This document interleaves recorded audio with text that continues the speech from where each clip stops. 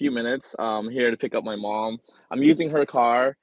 If you haven't been following my Instagram, or if you're not friends with me on Facebook, you probably don't know. Um, I totaled my car on the way down from Nashville. Hold on, let me see if I can. Okay. And I had my tripod that I used for my phone here got smashed. So I was driving down from Nashville after having dinner with my daughters, spending a day with my friend Hunter, fishing and learning how to climb a tree using his tree stand, his climbing tree stand. Anyways, I was so tired coming home that night, and I kept trying to fight sleep.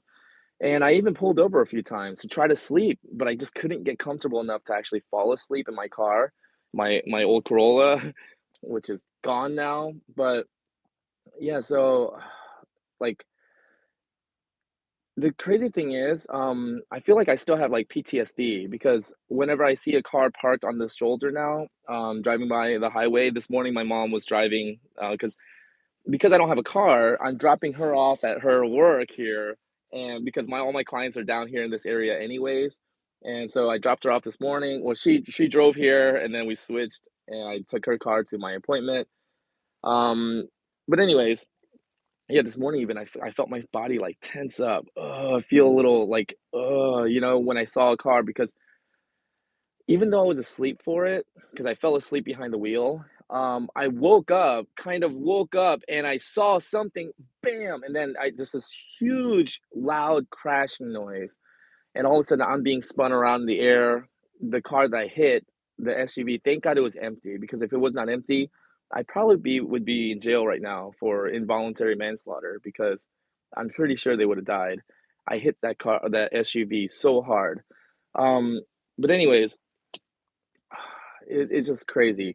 So, I took Monday because that happened Monday morning, like around 2:30 in the morning. So I finally got home. I took Monday, Tuesday, Wednesday off, just to let my body and my ribs started hurting. But anyways, yeah, just not being able to do anything because my I had to let my body heal and rest, right? Not being able to do anything for 3 days, I think really kind of mess with me a little bit because I have clinical depression anyways. I've been diagnosed with as clinically depressed, and that doesn't mean that I'm sad. And that's what confused me when I was first told by that doctor that I'm depressed.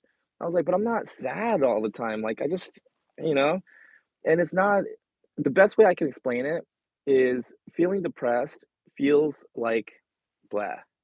It just feels like blah. For the past few days, like I just couldn't find any. Hey, what's up, Christine? I couldn't find the motivation to do anything really. I felt tired. I just felt like sleeping. I didn't feel like doing anything. I didn't want to interact with anyone. Um, I made myself, walk my dogs, and I did some archery practice. But then practicing archery, and I walked over to a little place in my neighborhood where there's a little lake, and I tried to do some fishing. But it really wore me out. Um, it is the way your brain is hardwired. Yeah, you know, exactly. It's like a brain chemistry thing. So, um, I'm not afraid to admit anymore that I struggle with depression. But yeah, yesterday I called my hey, what's up, Maureen? I called my daughter because I figured, like really, you know, talking to my daughters and being connected with them, like it really does help me feel better. But even then, last night I was telling my daughters like, I'm really sorry. I was like, I don't know why. I was like, I don't feel good. I don't feel bad. I just don't feel anything. I was like, I feel nothing. Like I feel no emotions right now. I was just like, I just feel so blah. I don't feel like doing anything. Like, and that's okay, right? I mean, sometimes it's like that, right?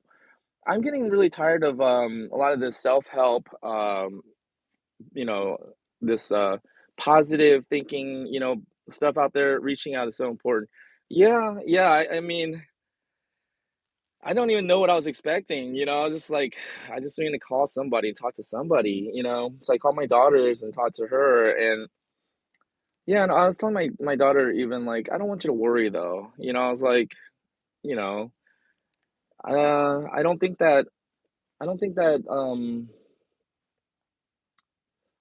it's I don't know. I was telling my daughters too, like I don't think that it's good to expect ourselves to always feel great. And I don't think it's good to beat ourselves up either if we don't feel great. I think I don't feel great so all the time. So what? You know what I'm saying? Life is shit sometimes. Well, actually, life is shit most of the times, right? So what? I can't handle that. You know what I'm saying? Because if I can't handle that, maybe I shouldn't be here because basically that's how life is set up, right? Problem after problem after problem. And then you get the occasional break because you have to deal with a catastrophe. Problem, crisis. Problem, crisis. So that's just basically what life is.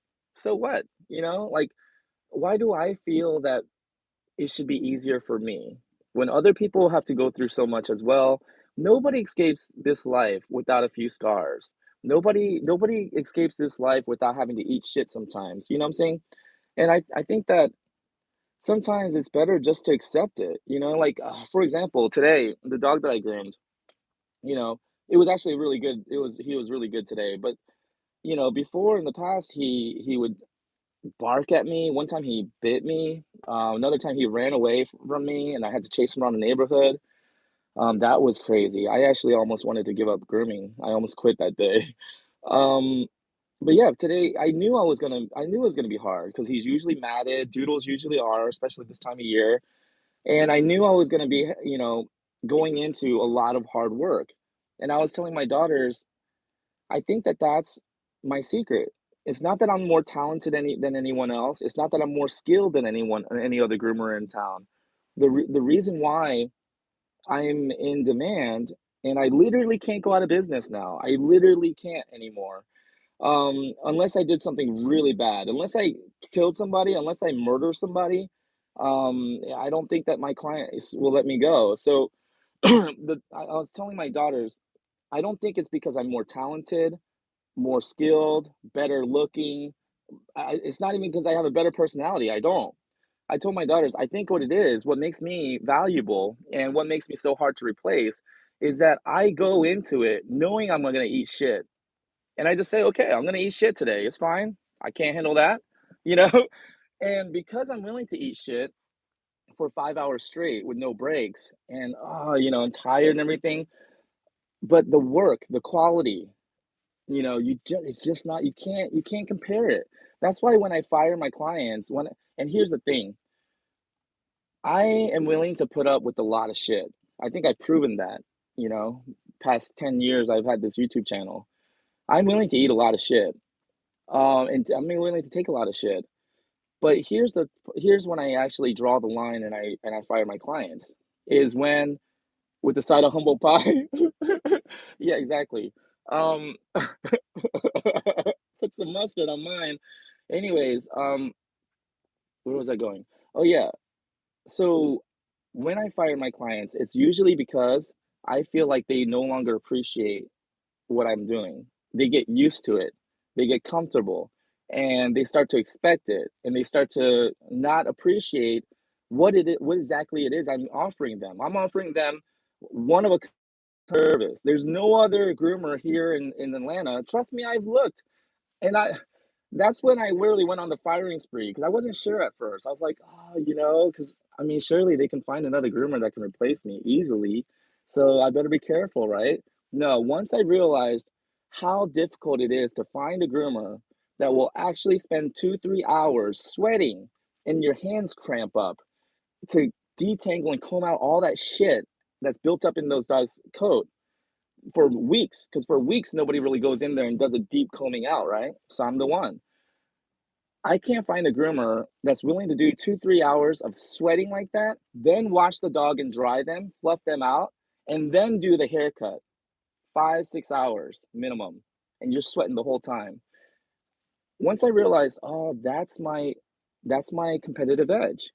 That's the one thing that I'm willing to do that other people aren't offering. I'm willing to eat shit. But that's what makes me so valuable, right? Because, yeah, why do I expect it to be easy? And actually, even today, when it was just, I felt like it was just so. never gonna end, so tedious, so difficult. My hands started cramping up. And I was telling my daughters, I think it's because I took the 3 days off and now I'm getting back into it. Today was really tough. And so was yesterday, but the thing is, because I'm willing to do it, now I can charge whatever I want. I can do whatever I want, really. I mean, it gives me anyway, and I think it's just the fact that, like, I don't expect things to be easy. So now let's apply that to my life. Um, another part of why I feel so depressed is because I feel so powerless right now. I don't have a car. I wrecked my car, and I'm waiting for my insurance company to, send me the settlement so I can use that as a down payment to get a pickup truck.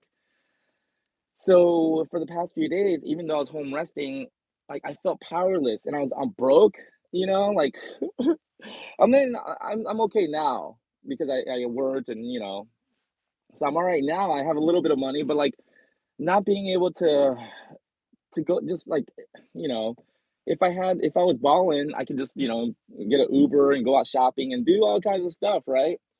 I just felt like I can't go anywhere. I have no car. I can't do anything because I'm broke right now and I have to think about bills that are coming up and I have to think about getting a new car. I got to think about my insurance going up, like child support, all this stuff, right? And so I just started feeling really overwhelmed. I started feeling depressed. I started feeling powerless. I started feeling, yeah, really disempowered. Like, you know, I even told my mom, like, I don't even know what the fuck I'm doing, still living. Like, I'm a fucking, you know, a burden to everyone. I was like, I'm not, I don't feel like I'm actually being useful or helpful to anyone anymore. I'm shit. I can't do shit.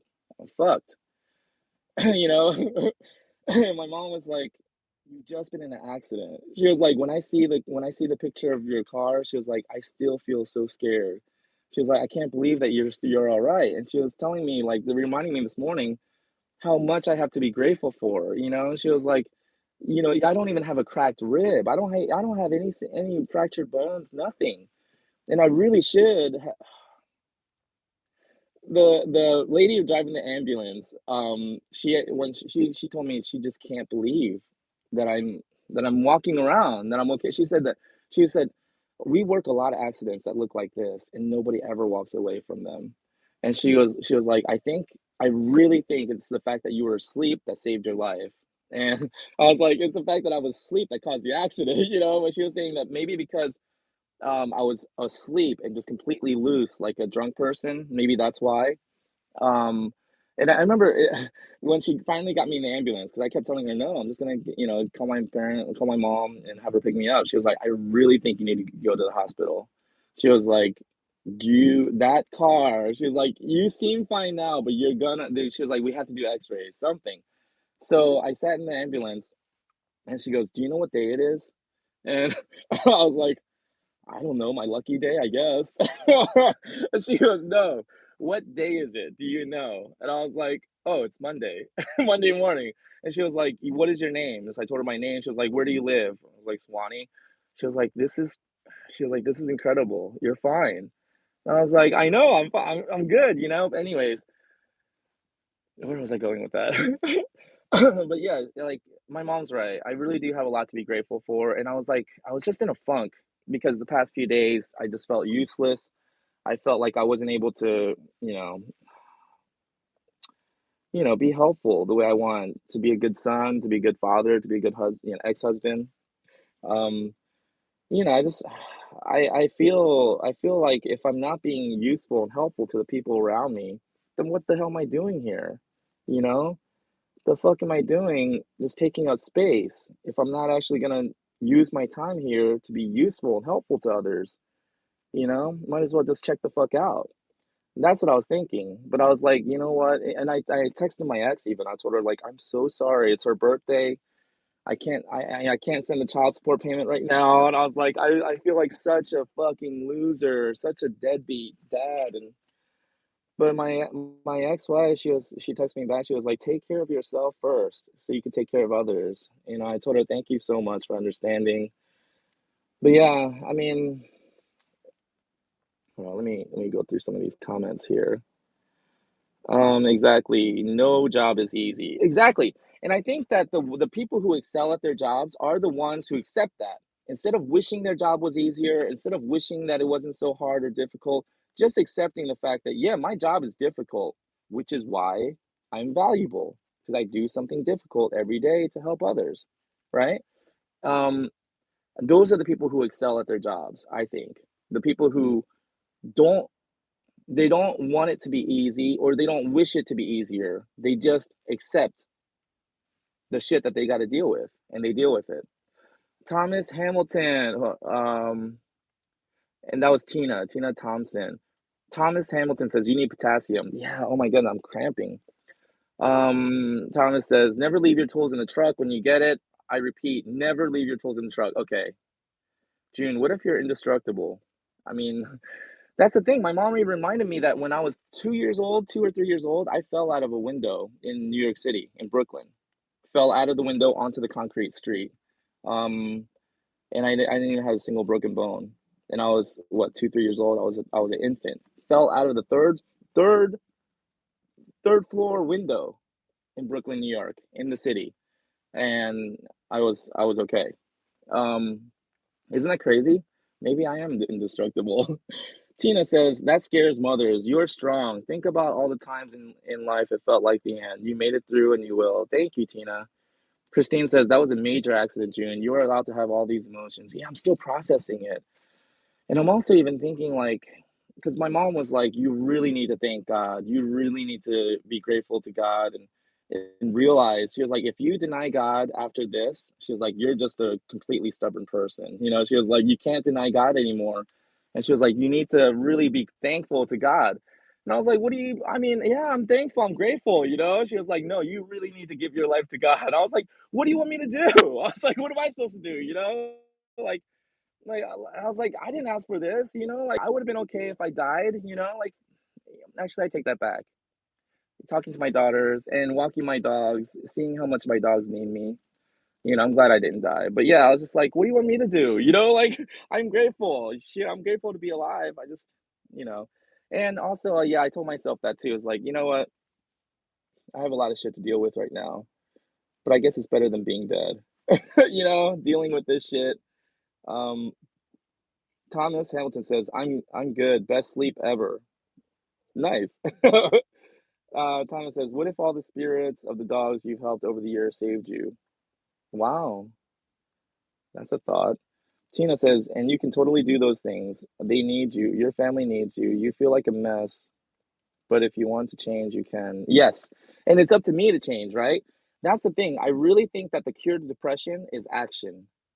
Once I cleaned my room, I was telling myself, like, stop thinking about everything I can't do right now. That I don't have a car, I can't do this, I can't do that, I don't have, I don't have a lot of money right now, because I took, anyways, I was like, instead of thinking about all the things I can't do, what can I do? And I even thought about that. I was like, I can take this time to rest and let my body heal. I can do that, you know? And I was like, I can clean my room. So I did that. I cleaned my room, I vacuumed, put my clothes up, and I actually did feel better. Just by doing that, just by cleaning my room, I felt better. So I really do think that the cure to depression is taking some action, doing something, you know? Um, let's see here. Tina says, death is a huge burden on families, so remember that. Yeah, yeah. If I feel like I'm being a burden on my family now, try dying, right? Don't wish for things to be easier. Strive for better. Yep. Jim Rohn said it better. Jim Rohn says, don't wish for a better wind. Learn to set a better sail.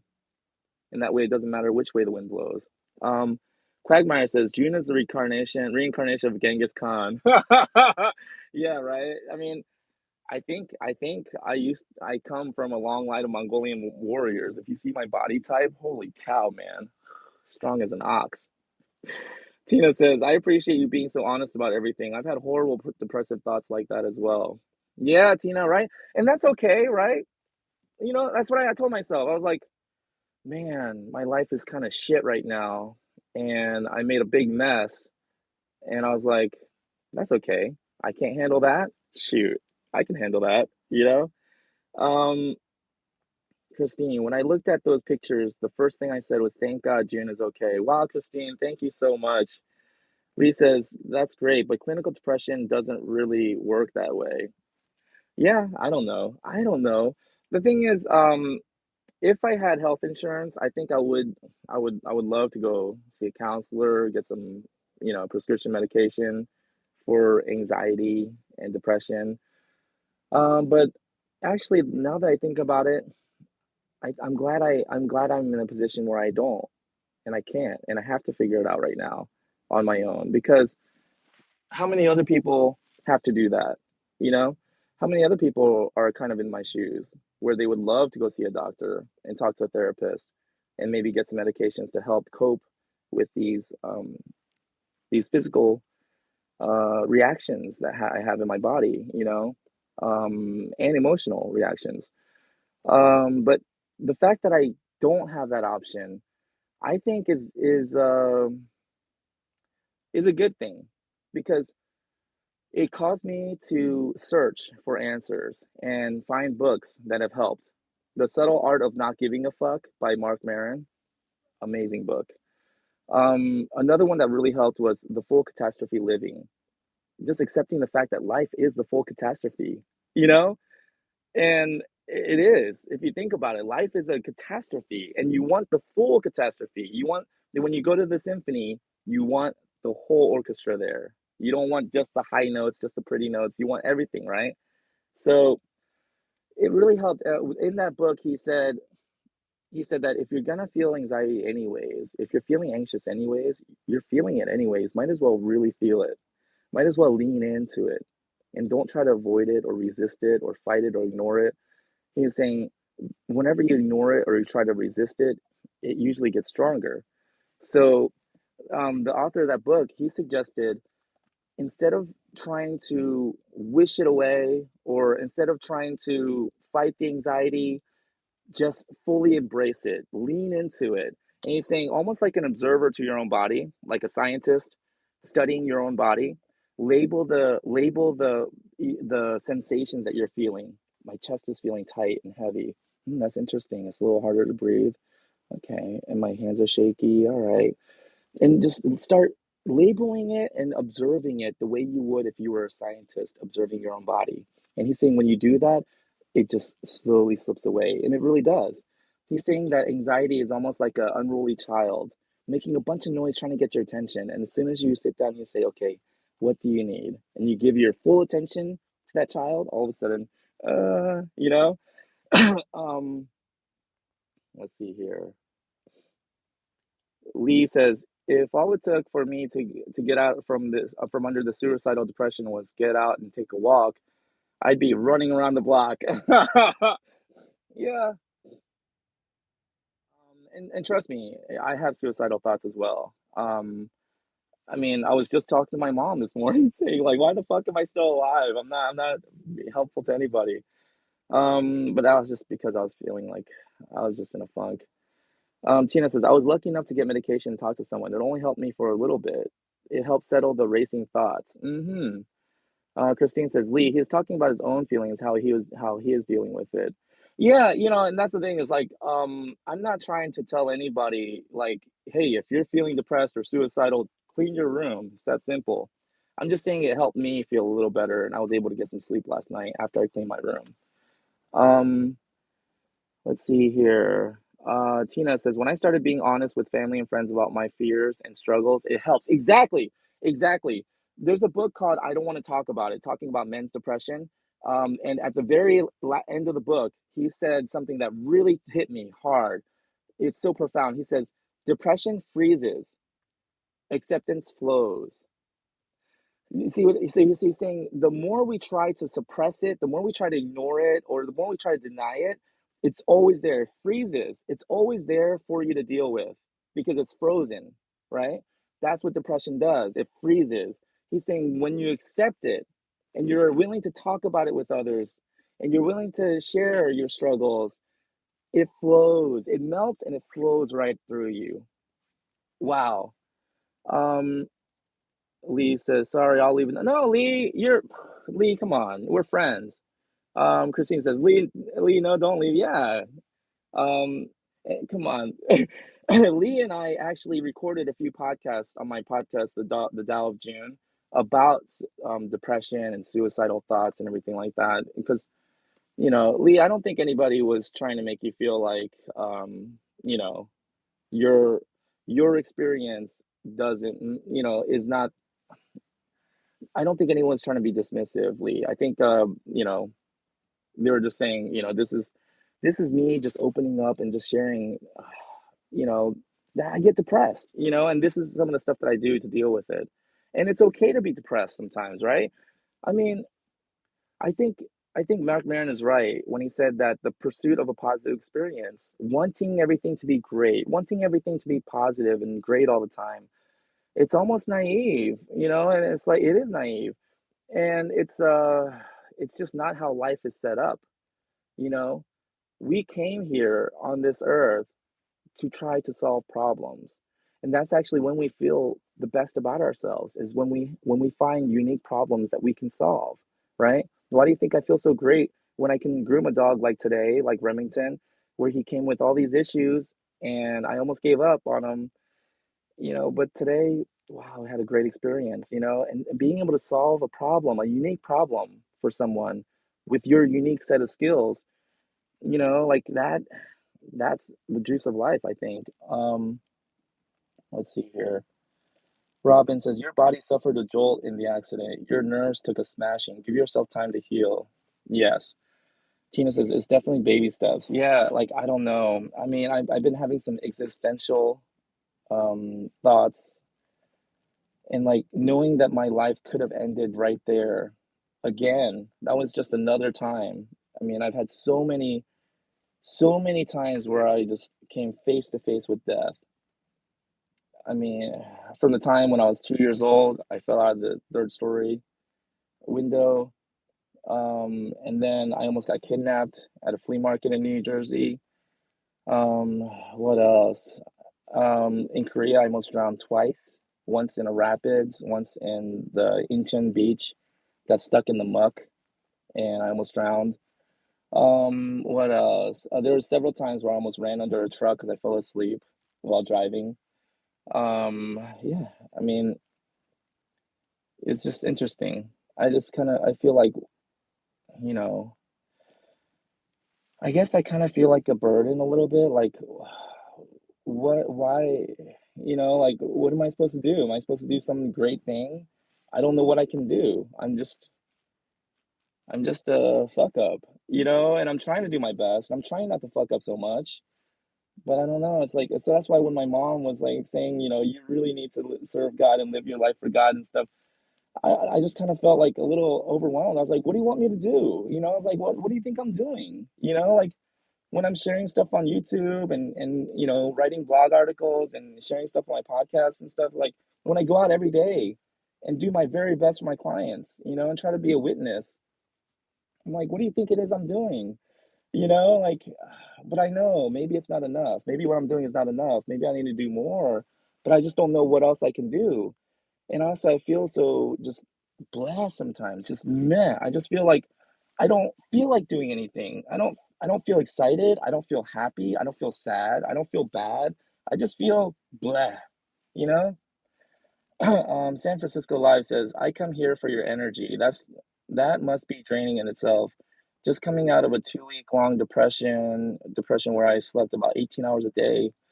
Hopefully some of my new energy can help. Oh man, wow. And the thing is, for those 3 days, Monday, Tuesday, Wednesday, I just kept taking the muscle relaxers and then the Praxin, the painkillers, and I just kept sleeping. And I didn't even want to wake up.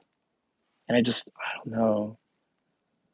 But yeah, I felt myself slipping again into a dark place again.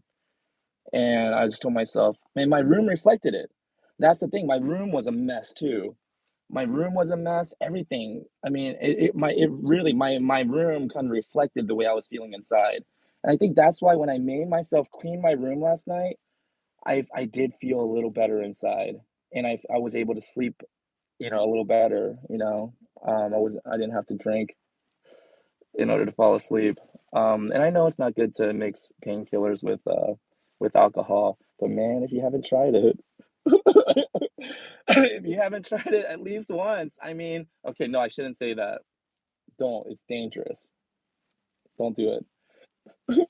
But I didn't have to last night because I did feel good about myself a little bit, you know, because I did at least clean my room, you know, and it felt like, okay, now I do feel a little better inside, you know, and yeah, my dogs, it's like taking care of them helped me feel better. Yeah, but anyways, what time is it? I'm pretty sure. Oh, okay, it's probably time for my house, for my mom to come out here. My whole house, I am almost done. You're funny. Oh my goodness, that's the thing. That's the thing. It's like don't let it. If just do one little thing. How about that, San Francisco Live? Just make your bed. How about that? Don't even clean your room. Fuck it. You know what I'm saying? It's already fucked. Whatever. You know, just accept it. The house is fucked. At least just make your bed though, because you know if you're gonna be in bed and you're gonna be sleeping a lot, right? Might as well make it nice and comfortable, right? Make your bed, and I think that might help you feel better. Then maybe put your clothes away. That helped me hanging my clothes up and putting all my clothes out because you know I just had a big pile of laundry in my room, right in the middle of my room. It's like fuck it. But yeah, maybe just try little things like that, you know? Just do little things. And then just to show yourself that you actually care about yourself, you know? Just to show yourself you care about yourself enough to actually make a nice bed to lay in.